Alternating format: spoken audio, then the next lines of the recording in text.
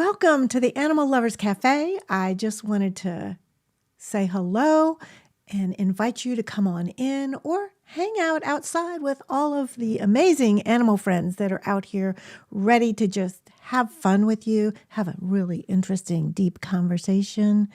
So I'm going to be going on. Just join me inside right now. So here we are in the Animal Lovers Cafe. Luna is here. I'm not sure what she's up to, where she's going to go. You know, our animals have minds of their own, right? So today, or in this moment, right now, I have a question for you. So let's just take a little breath here. Has your animal companion, an animal companion of yours, ever been missing? Write yes or no in the comments. It's a really, well, if they have, you know exactly what I'm talking about.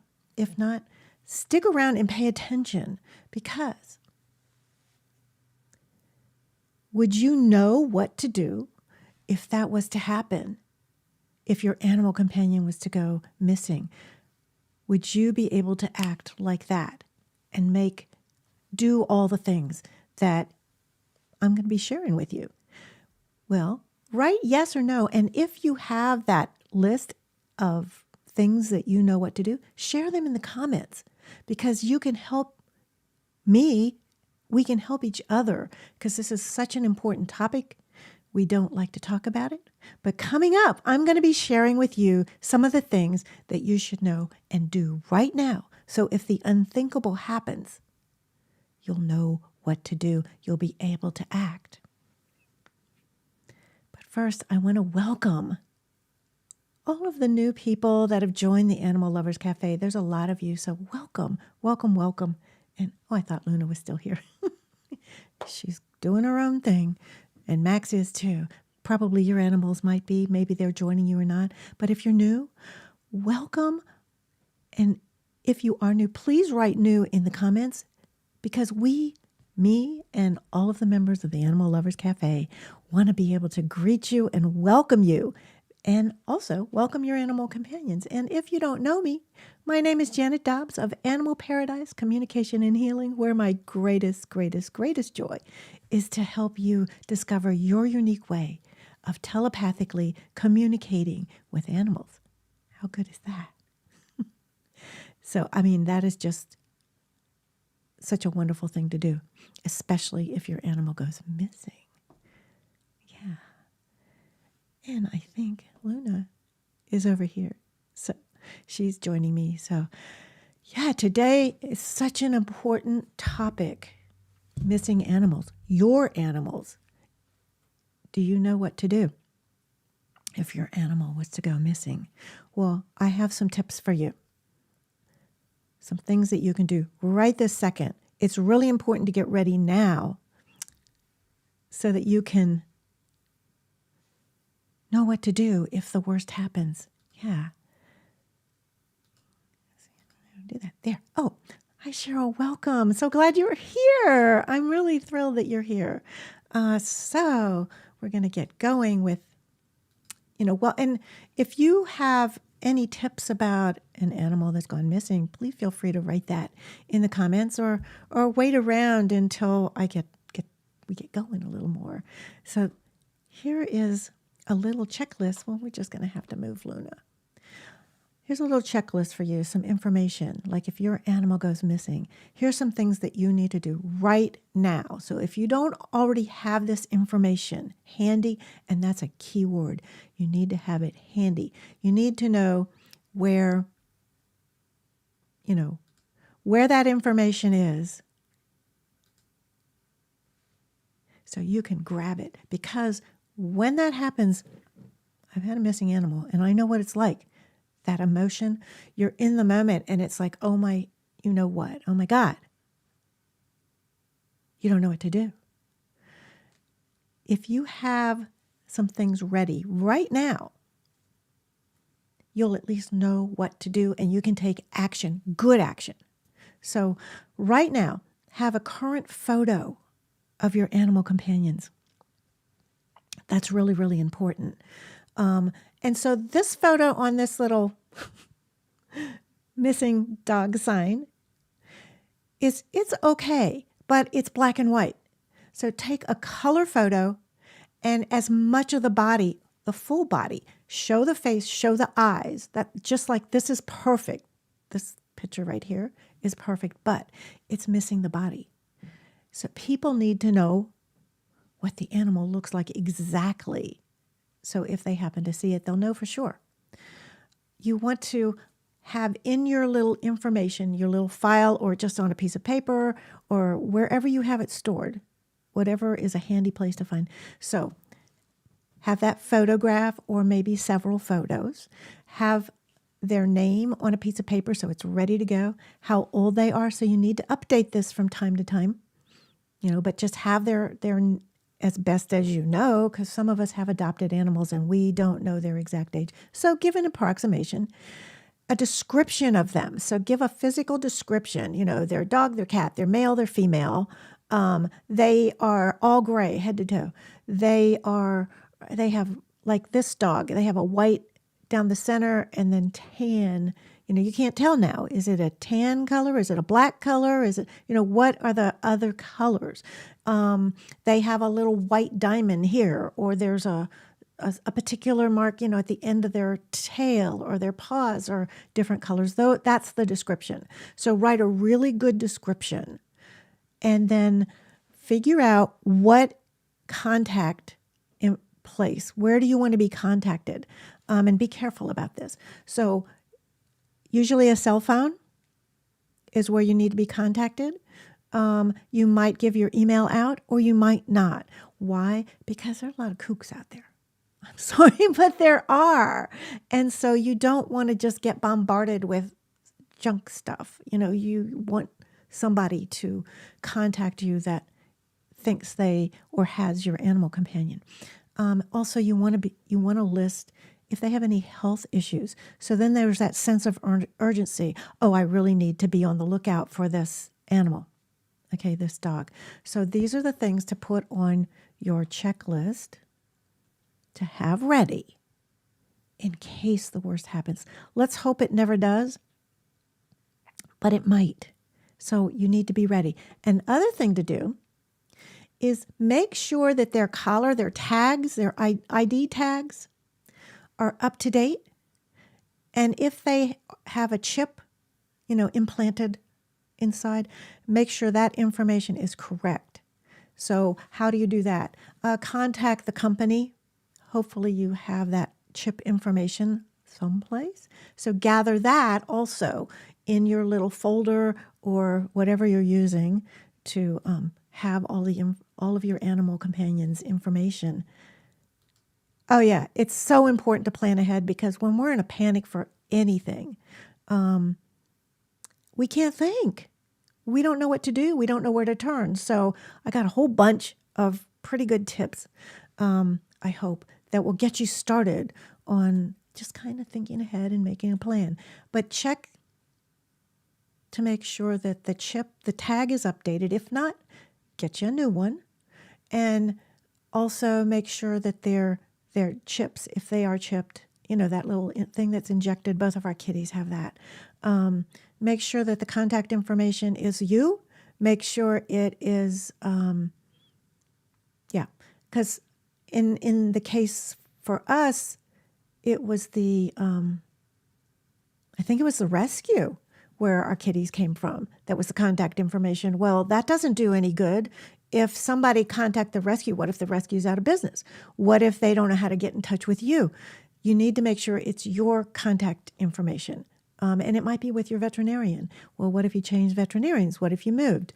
Make sure that this is updated, that your address, that your phone number, and that their names are correct.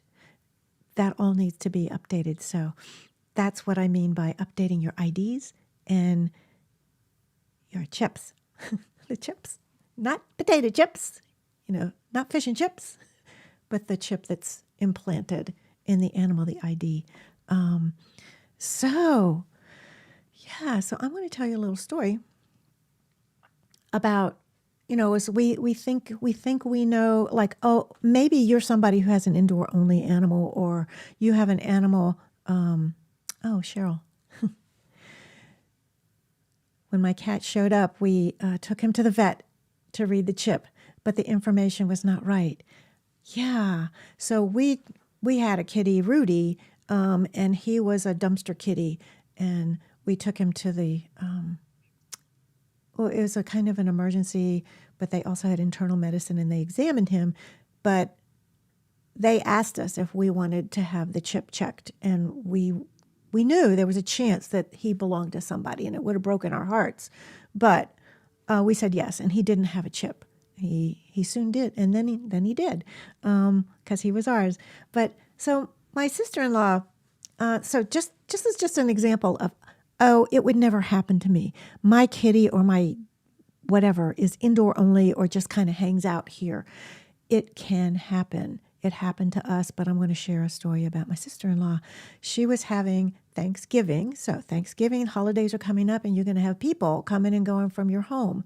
And you want to be able to, you want to trust them, but you have to be responsible, because people, even the best animal people, don't shut doors when you ask them to. So what happened was everybody was leaving. Nobody was paying attention to the kitty. The kitty got out. Everybody was gone. She goes looking for the kitty, who was an indoor-outdoor kitty, I believe. He got out, though, and I don't know what happened, but he was gone. He was gone for a long, long, long time, but he had a chip.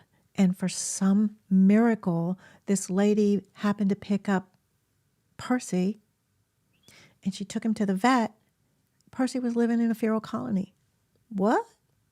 She took him to the vet checked the chip, and they were reunited because she had the correct information. But I'll tell you what, it was a long time that this kitty was missing. So good idea to have that microchip just in case there's somebody like this really nice lady that for some reason took the cat to a vet and had the vet checked. So the reason I'm saying this is you may think like, oh, I don't need to pay attention to this. My kitties, my dogs, my whoever's are indoor only, or I always have good control over them. They would never go missing. It happens. I'll share some more stories in a little bit. Yeah. Let's see. So, I'm going to share some stories with you right now. One more. This is about our kitty Cleo. Cleo, I don't have very many pictures of Cleo because she lived in the film days, not digital photos where you can have a bazillion photos of your animal companions. But this is Cleo. And she was my first kitty, and she came with my husband, or my husband came with her. And Cleo was an indoor-outdoor, streetwise kitty cat. And we were moving here. So we had sold both of our houses and just sold this particular house. And we had kind of an emergency where our real estate person kicked us out of the house. We were kind of homeless. We had less than 24 hours to pack. We didn't think about Cleo. Here's what you do. Let me tell you right now. We didn't know. If you are moving, this can be traumatic, especially for a kitty. Put them in a carrier, put them in a room that nobody's going to go into, take them to a neighbor or somebody you trust that's safe, take them even to a veterinarian just for that time while the mover comes and takes everything, and then go get them. But make sure they're safe, even if they're an indoor, outdoor, streetwise kitty. Because what happened was we packed up Cleo's whole world, inside, outside, in like 12 hours. It was horrible. The movers came, they took everything away, and then we were like, well, where's Cleo? We couldn't find her. And we waited and we waited, and we knew the new owners were going to come that night. What do? Cleo's not here. And this was in 1985. We didn't have the internet. We didn't have we didn't have the resources that we have now. So this is just an idea for you, and I'll give you some better ones. And just to let you know what we did, and it wasn't the right things. But so Cleo was missing, and we kept coming back to the neighborhood because we were homeless for a couple of weeks, and then we moved into this house.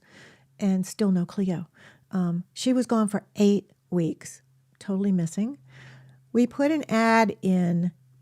See, it says the Pimment Hills Dispatch. It was a little, okay, this is back in the day before the internet. We put an ad in the Washington Post, and that's not a good idea, because it's just not. You want to put the information locally, as local as you can. So we had a little neighborhood newsletter.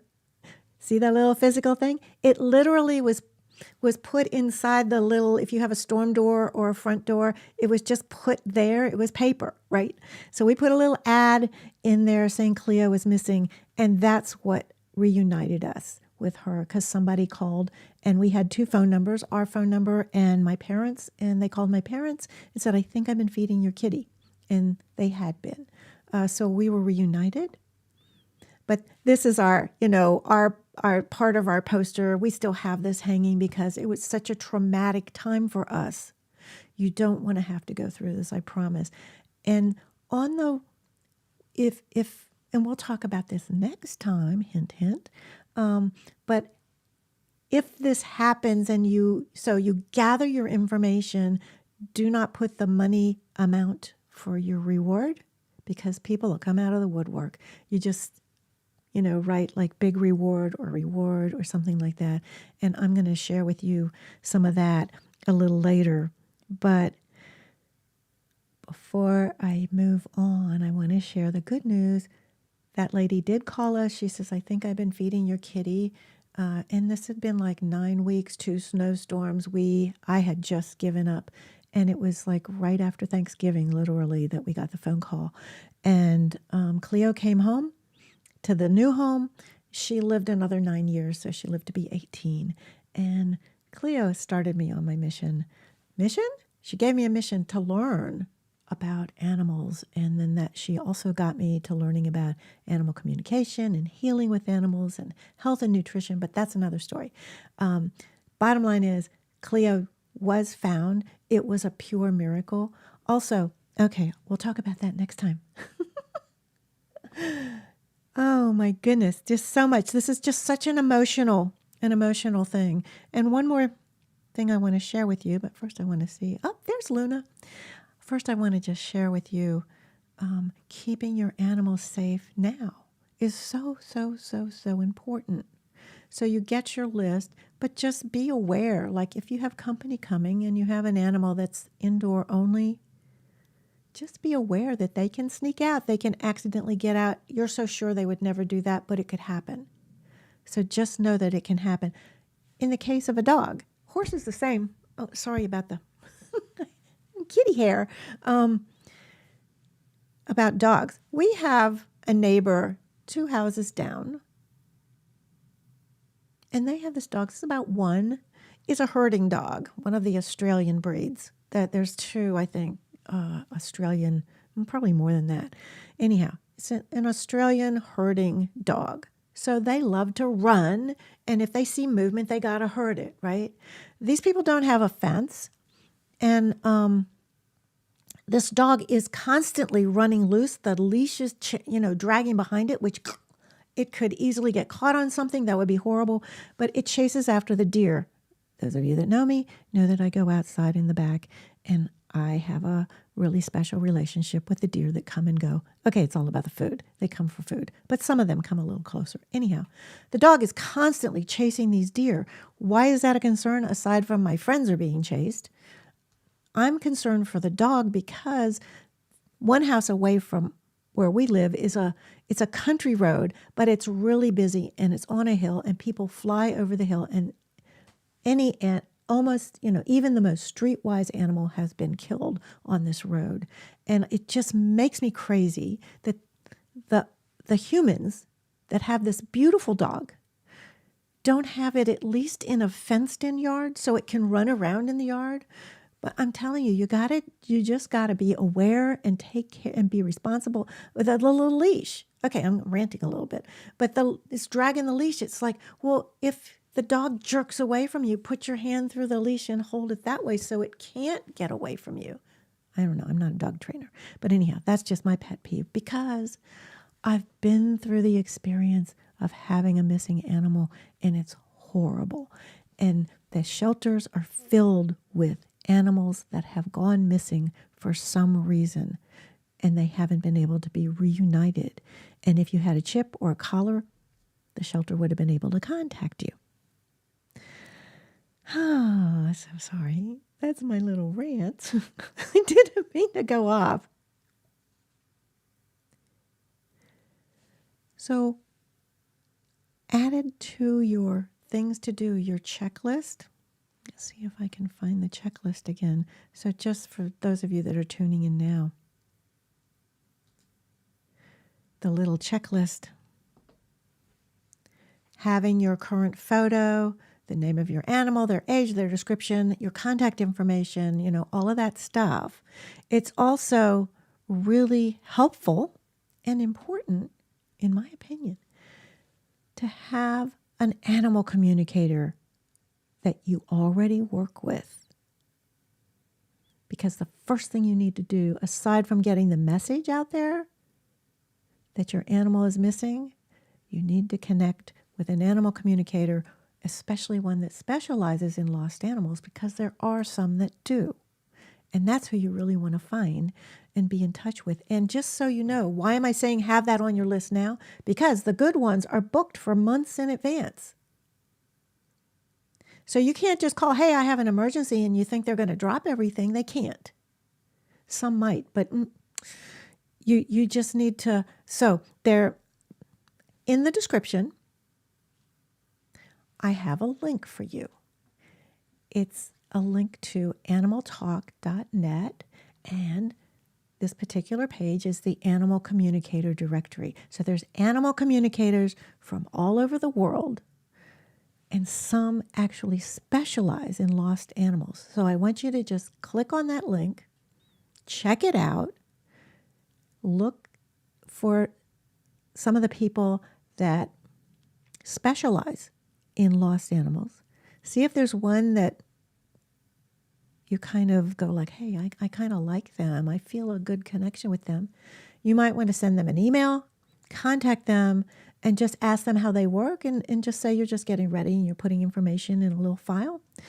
Find out how they work. If you ever needed them, what would you do? And how soon could they start on your case? Because you want instant, right away, right today.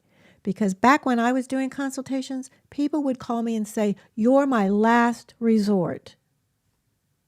And I'm like thinking to myself, why didn't you call me first? Because the last resort, my last hope, and then you put all of this pressure on somebody? Seriously? Don't do this as a last resort. Do it as a first or second resort. Get somebody contacted right away. Get them on the case. There are dog animal trackers. I highly recommend a communicator that can work with you long distance. Get on, just even take a look at this link that I have for you and just get familiar with what is available out there. It will change everything. And if you've never worked with an animal communicator, find somebody or I can recommend somebody, but on that list, find somebody and have a little session and see what it's like. Because an animal communicator should be part of your team of veterinarians, and I have a lot of different holistic veterinarians. Maybe you do other healing modalities. Add the animal communicator to that list. Have them handy, put them on your list, and have them ready. Yeah. So again, look at the link, animaltalk.net, Animal Communicator Directory. Yeah.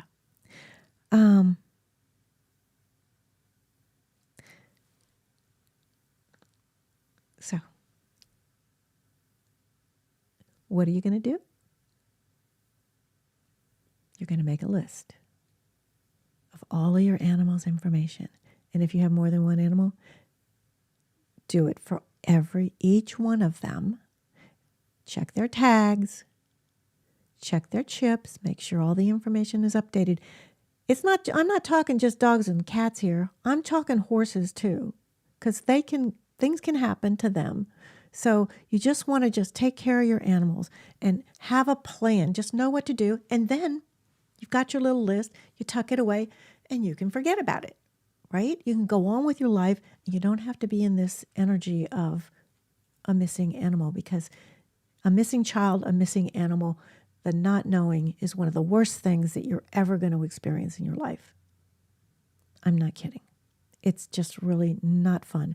So to be able to grab something, to know exactly what you're going to do, this is a key. So next time, we're going to go a little deeper. What happens when that animal is missing? What do you do? So you already have an idea. What do you do? And how can an animal communicator help you? What exactly can you expect?